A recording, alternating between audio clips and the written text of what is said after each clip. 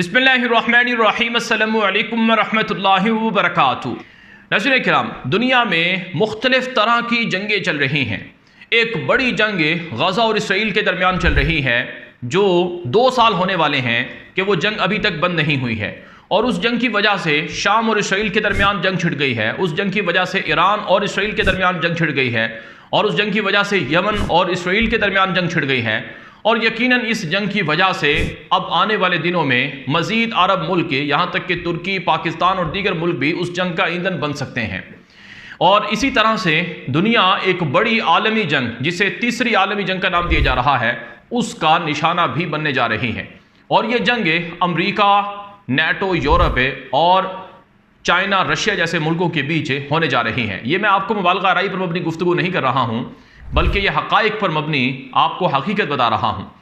मेरे पास जो इस वक्त की ताज़ा तरीन खबर है कि रूस के तबाहकुन हमले चल रहे हैं यूक्रेन के ख़िलाफ़।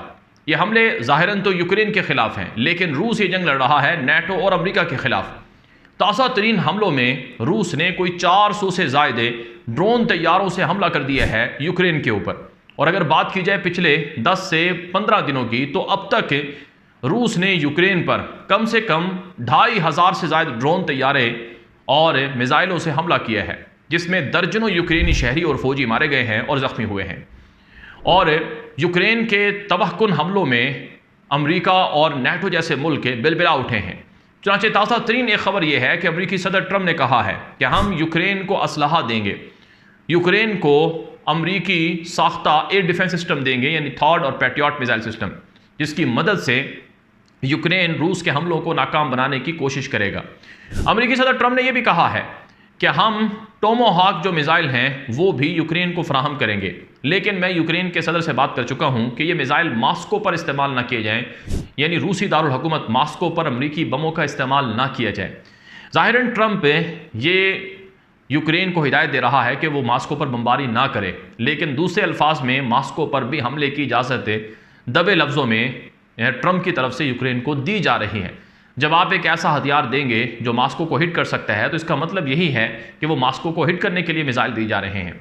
बहरहाल, अमेरिकी सदर ट्रंप ने यह ऐलान किया था कि हम अरबों डॉलर का असलहा देंगे यूक्रेन को, लेकिन यह असलहा हम खुद नहीं देंगे, बल्कि हम यह असलहा बेचेंगे नेटो को, और नेटो कंट्रीज़ वो असलहा लेकर यूक्रेन को देंगे। अब नेटो के जो ममालिक हैं उनके दरमियान इख्तिलाफात हैं। यूरोपियन ममालिक आपस में शदीद दबाव के अंदर हैं। मेरे सामने एक बड़ी खबर आ जाई है कि फ्रांस ने और इटली ने इनकार कर दिया है कि हम अमेरिका से असलहा ख़रीद कर यूक्रेन को नहीं दे सकते हैं, हमारे पास इतने पैसे नहीं हैं और हमारे पास इतना बजट नहीं है कि हम यूक्रेन को असलहा अमेरिका से ख़रीद कर फराहम करें। ये इत्तलात ताज़ा तरीन हैं और ये आलमी मीडिया पर नशर हो चुकी हैं। इसका मतलब ये है कि जब फ्रांस और इटली जैसे ताकतवर मुल्क यूक्रेन को असलहा अमेरिका से ख़रीद कर देने पर रजामंद नहीं हैं, तो वो खुद कितनी मदद करने पर रजामंद होंगे।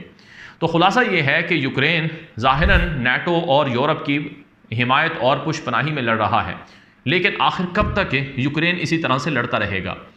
क्योंकि जो जंगें हैं वो कमर तोड़ देती हैं। जंगें दुनिया की जहाँ कहीं भी लड़ी गई हैं, उन जंगों का अंजाम वो बातचीत और मुज़ाकरात के ज़रिए से ही हुआ है। अब ये जो जंग लड़ी जा रही है, इसमें रूस का बेतहाशा नुकसान हो चुका है। रूस इस जंग में बिलियंस ऑफ डॉलर नुकसान कर चुका है, और रूस के बड़े बड़े फौजी मारे जा चुके हैं, और रूस के अपने जहाज़ गिराए गए हैं, और रूस के फौजी अड्डों पर हमले हुए हैं। ऐसा नहीं है कि रूस का नुकसान नहीं हुआ है, लेकिन रूस से ज़्यादा नुकसान यूक्रेन का हो चुका है और नेटो का हो चुका है। बहरहाल, अब देखना यह है कि अमेरिका नेटो से पैसे लेकर अपने हथियार बेच पाएगा, और क्या अमेरिका यूक्रेन की मदद करेगा, या अमेरिका रूस के सामने इसी तरह से बेबस नजर आएगा। लेकिन यहाँ पर एक और ख़बर है, बड़ी दिलचस्प खबर है कि नेटो के सेक्रेटरी जनरल ने धमकी दी है कि चाइना रूस की मदद कर रहा है, और चाइना रूस को एक तरह से वेंटिलेटर फ्राहम किए हुए है।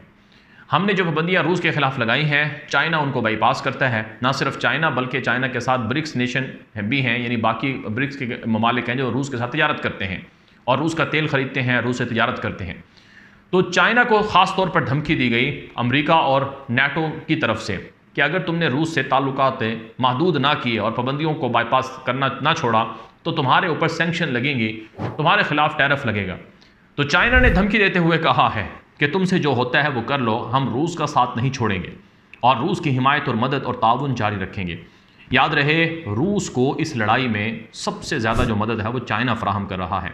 अगर आज चाइना रूस के पुश से पीछे हट जाए तो रूस ये जंग हार जाएगा।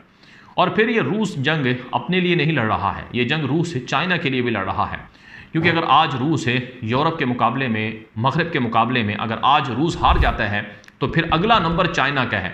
फिर नाटो और यूरोपियन कंट्रीज़ चाइना पर चढ़ाई करेंगे और चाइना को तहस नहस कर देंगे। इसलिए चाइना को पता है कि मैंने इस जंग में रूस की मदद करनी है। बहरहाल अब हालात बहुत ज़्यादा ख़राब हैं। जापान की तरफ से बयान आया है, जापान ने कहा कि जंग अजीम दोम के बाद से हमारे लिए सबसे बड़ा दुश्मन इस वक्त रूस, चाइना और शुमाली कोरिया का इत्तेहाद सामने आया है।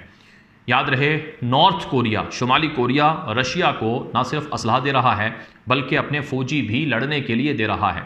हालिया इतलात में कोई 30,000 के लगभग कोरियन फ़ौजी, शुमाली कोरियन फ़ौजी रशिया को फराहम करने की रिपोर्ट्स आई हैं। और हज़ारों की तादाद में नहीं, लाखों की तादाद में जो शेल हैं, गोला बारूद है, वो भी शुमाली कोरिया रशिया को फराहम कर रहा है। तो शुमाली कोरिया के जनूबी कोरिया से शदीद इख्तलाफात और उनको अपना दुश्मन मानता है, और शुमाली कोरिया जापान को भी अपना दुश्मन मानता है। क्योंकि एक ज़माने में जापान ने जब कोरिया मुत्तहिद होता था तो उस वक्त हमला करके कोरिया को अपना ग़ुलाम बना लिया था। बहरहाल अब हालात बड़े गड़बड़ हैं। एक तरफ चीन को ख़तरा है कि ताइवान के मसले पर अमेरिका और नाटो जो हैं वो ताइवान की मदद करके कोई ना कोई गड़बड़ कर सकते हैं। दूसरी तरफ शुमाली कोरिया ने धमकी लगाई है कि जापान और जनूबी कोरिया और अमेरिका मिलकर हमारी सरहदों पर मशक़ें क्यों कर रहे हैं। और तीसरी तरफ रूस के ख़िलाफ़ नाटो ने और यूरोपियन कंट्रीज़ ने मज़ीद ताकत का इस्तेमाल करना शुरू किया है और यूक्रेन को उकसाया है कि वो रूस के ऊपर अंदर जाकर हमले करें। फिर नाज़रीन इकराम, सिर्फ रूस को ख़तरात नहीं हैं बल्कि बरतानिया जैसा मुल्क भी लरस रहा है।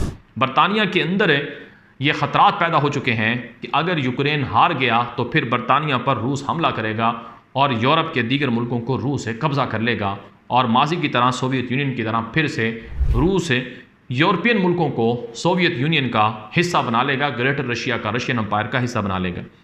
तो इस सारे तनाजुर में अमरीकी सदर ट्रंप का जो किरदार है वो बड़ा मशकूक है। ट्रंप बजाय इसके कि वो आग को बुझाए, वो झूठ बोलता है। ट्रंप दिन को कुछ और बात करता है, शाम को कुछ और बात करता है, सुबह को कुछ और बात करता है। ट्रंप ने कहा कि मैं चंद दिनों में रशिया यूक्रेन की जंग बंद करवा दूंगा, लेकिन ट्रंप का ये वादा पूरा ना हुआ। ट्रंप ने कहा कि वो यूक्रेन को मदद नहीं दे सकते हैं, यूक्रेन के पास कोई कार्ड नहीं है रशिया के ख़िलाफ़ लड़ने के लिए। और ट्रंप फिर अपनी बात से मुनहरिफ हुआ और अब ट्रंप यूक्रेन को असला दे रहा है। ट्रंप ने कहा कि यूक्रेन हमें अपनी मादनियात फ़राहम करे, क्योंकि हमने $300 अरब का असलहा और मदद दी थी यूक्रेन को। ज़बरदस्ती ट्रंप ने यूक्रेन से मादनियात का बिल साइन करवाया। तो ट्रंप अपने किरदार और अपने अमल की वजह से इतना मशकूक हो चुका है कि ना ट्रंप पर कोई दोस्त यकीन कर सकता है और ना ट्रंप पर कोई दुश्मन यकीन कर सकता है। अब रूसी सदर ट्रंप की बात क्यों नहीं मानता है?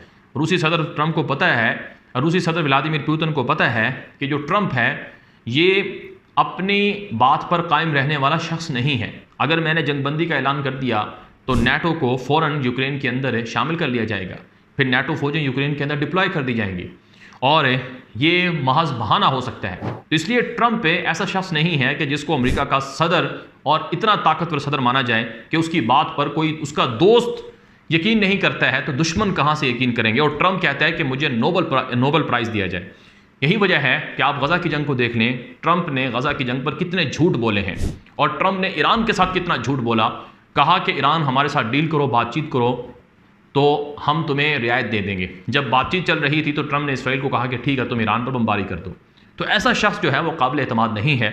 इसी वजह से कहा जा रहा है कि ट्रंप गरगट की तरह रंग भी बदलता है और जलती पर तेल भी छिड़क रहा है। यही वजह है कि माहिरीन दुनिया को इस वक्त वर्ल्ड वॉर 3 के अंदर मुब्तला देख रहे हैं।